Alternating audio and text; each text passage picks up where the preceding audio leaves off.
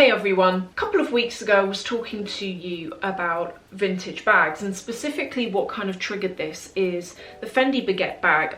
It's a bag that I've looked at a couple of times now, but I can never quite pull the trigger on it. And I think it's because when I've looked previously on pre-loved, I know that if I buy a pre-loved one, I can save several £100s and still get the bag that I want. All right, I might have to wait around for the right colour if there's something really specific, and it could be that there are seasonal colours that won't ever come up. But the basis of the argument is the same. Anyway, it got me thinking, and I ended up looking at, I would say, 5 of the most popular and kind of classic bags, those bags that you would buy that are unlikely to date, and they haven't to date. And I think you're going to be surprised at how much you can get them for if you buy them secondhand. The first one is the Lady Dior. And for each of these, I'm going to pick out, I've got a couple of examples and I'll link to all of these below, but I just want to give you a demonstration. So the Lady Dior, you've got 2 types. This is the older version, which the main difference is that it has a zip opening, but it's still a really good bag. Yeah, it's not as easy to get in and out of as the new one, which has got the flat top, but it's still, I'm pleased I have this bag. I like it. Anyway, have a look at this. I'm going to show you 2 here. Both of them are the older style with the zip top. But if you consider this bag in the newer version is now 3,700, is it? Yeah, 3,700 this bag will cost you in the medium size. And don't forget, for that, one thing that hasn't changed as well is on this, which is from 2015. Look at the strap that you get with it. I've never really liked the standard straps that Dior give you with their bags. I feel like I've said it before, I feel like they're an off-cut of leather. They're not something that you really want to wear. And I think they probably do it now to make you upgrade and buy one of the newer straps. The bag you're looking at is the older style, but the price is really good. And I personally think you could get this price down further for a reason I'm going to come on to. So this is in just like a classic black, a lambskin. The price of it is 2,600. Now, if I just put that into perspective, that is a saving of £1,100. And I think you could probably save a bit more. Because this bag is older, I always work on the principle of you buy the bag, you leave it an amount of time, you then work out the price when you bought it, work out the price when you want to sell it, you work out what the difference is, and then I normally do about 25 to 30% off the new price. So for example, I bought this for £2,400. This is now 3,700. The person who has bought this has got this up for 2,600. That's actually a bit more money. Depending on exactly when they bought it, that's a tad more than what I paid for this. Because of the length of time and because this is the old style, I really think that you'd be able to barter for a better deal on this. The second version I wanted to show you, because this version, actually if you add it all up, the person's making a complete loss of £146. Look at this. This is an old style bag also. This one, because it's in that sort of very pale creamy pink, it does look like it's got dye transfer on it, which you would expect of a bag this age and this colour. You are not going to believe it, but this bag you can see here, I've just gone to the listing now, and the guitar strap, which looks like this but in the pale pink, has been removed from the listing, and it looks like they're just selling the bag now. You could probably ask the person though if they're going to include it, but something I just wanted to add.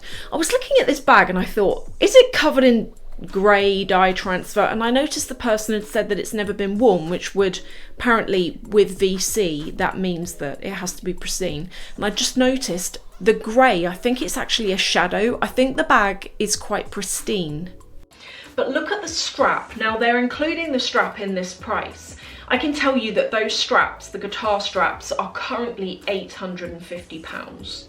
So all in all, you've got that bag, which new is 3,700. You've got the guitar strap, which is 850. The new price would be 3,846. So if you just add up the bag, I hope this is making sense. If you just take the bag, this price they want, and you take off the price of the guitar strap, you will be saving £704. The second is Saint Laurent.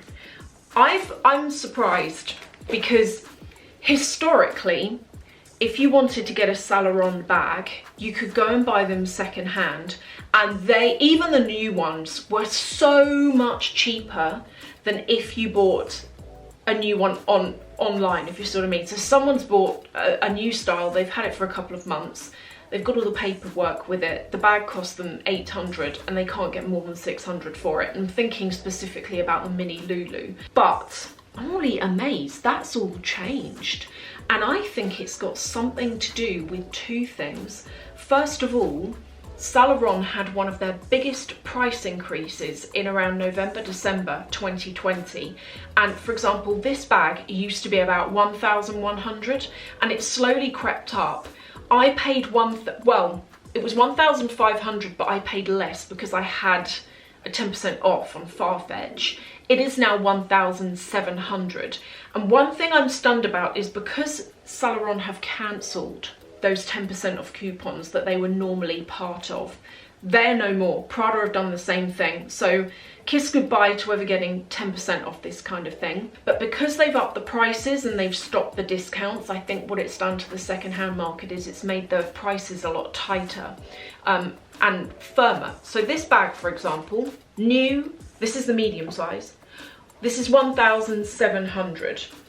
I found two that I want to show you. Both I really like actually because they've got the sort of pewter, gunmetal, grey, black hardware on them, which I really like.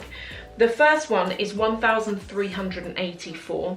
Based on the new price, that is a saving of £316. And that one comes with all of the paperwork as well. The second one, this is more beaten up, quite a bit more beaten up actually, and it's very cheap, which makes me think you might need to check from the seller if there's anything up with this, because it does seem quite cheap. It's £854. Although I want to say that I don't know why this is, but I've noticed that a lot of vintage, genuine vintage Chanel, etc., being sold from Hong Kong and stuff like that, from actual proper shops in Hong Kong that deal in vintage, the prices are really low, and I don't know why that is. And historically it's always been the case, even with stuff from Japan, and I know in Japan counterfeits are illegal. So don't let the price necessarily put you off on that, because I did initially think, why is it so cheap? But I don't think that necessarily means that it's a fake. And when I looked close up, the bag just looks quite tired, but you know, it's a very good price. You could get it restored.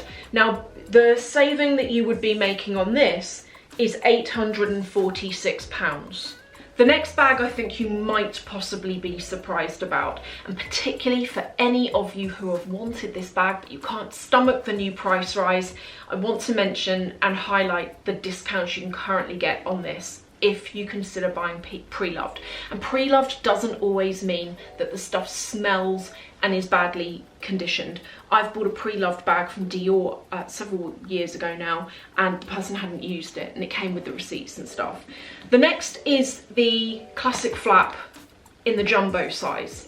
I've got a theory as to why these have dropped in price on pre-loved websites, but really quickly. This is currently £6,050. Got a couple of examples here.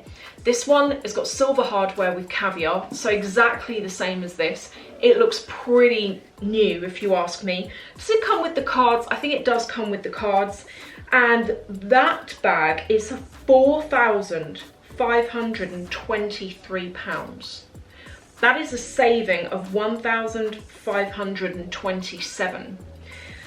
The second version that I'm going to show you is lambskin with gold hardware. This is £5,299, which would be a saving to you of £751.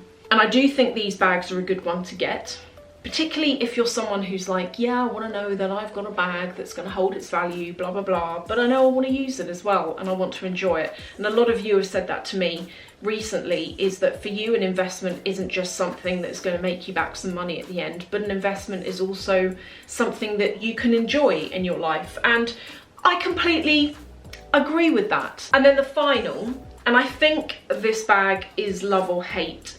It's not one, I wouldn't go so far as to say I hate it, but it's not one that I necessarily like.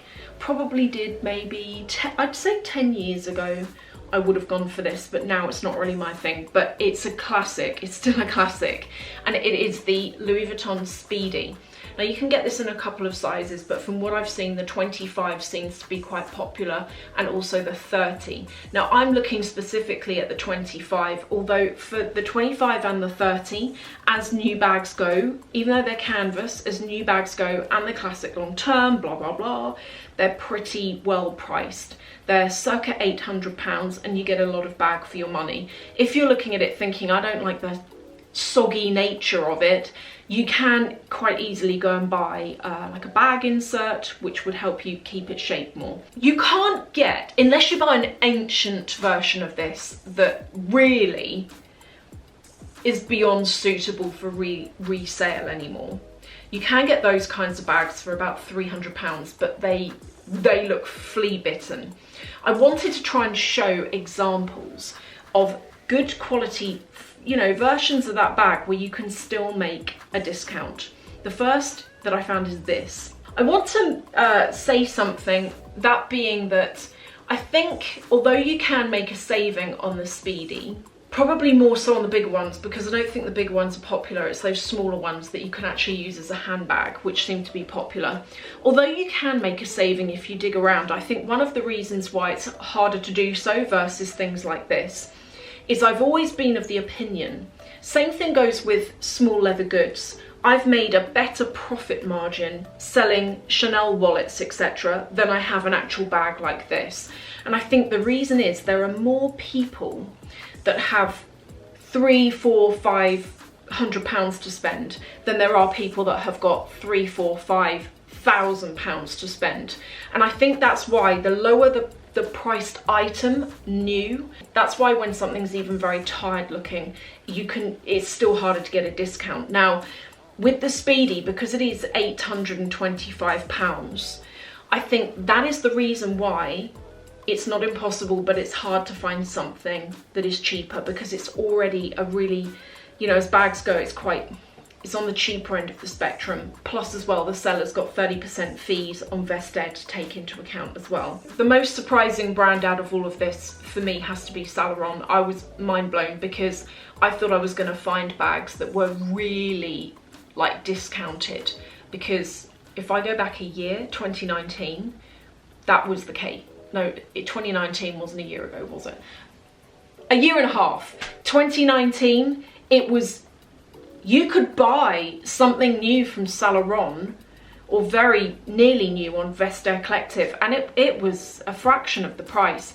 Now, I think it's changed, which is not necessarily a bad thing for any of us that own those bags, because they now look like you buy them for a price and they actually stick to that price. I would always say, if you are going to buy pre-loved, just very quickly, if you're going to buy pre-loved, always pay with a credit card, just in case you get it and the box is empty, or you get it and you're not convinced that it's genuine.